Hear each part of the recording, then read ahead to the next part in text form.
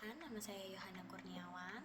Saya akan mempresentasikan topik tentang peran ontologi, epistemologi, dan aksiologi dalam membentuk dasar-dasar filsafat ilmu.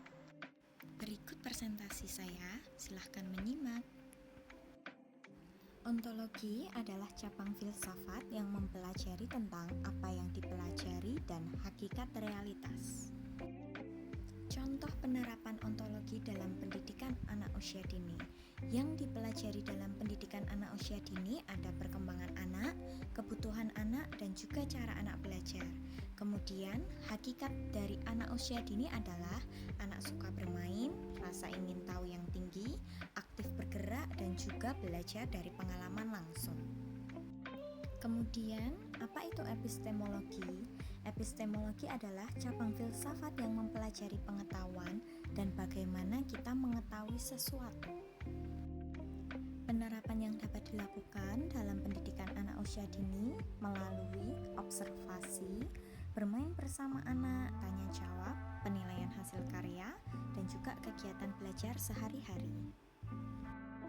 Lalu, aksiologi adalah cabang filsafat yang mempelajari nilai-nilai, etika, dan tujuan penggunaan ilmu. Berikut adalah contoh penerapan aksiologi dalam pendidikan anak usia dini. Yang pertama, manfaat memahami perkembangan anak usia dini dapat membantu anak belajar dengan menyenangkan, membentuk karakter baik anak, melatih kemandirian, dan mendukung perkembangan anak secara optimal. Kemudian nilai-nilai yang dapat diterapkan untuk anak usia dini adalah nilai kejujuran, disiplin, tanggung jawab, percaya diri, dan sopan santun. Kemudian etika sebagai pendidik anak usia dini adalah dapat menghargai kemampuan setiap anak, tidak membandingkan anak, dan menggunakan media belajar yang aman bagi anak-anak.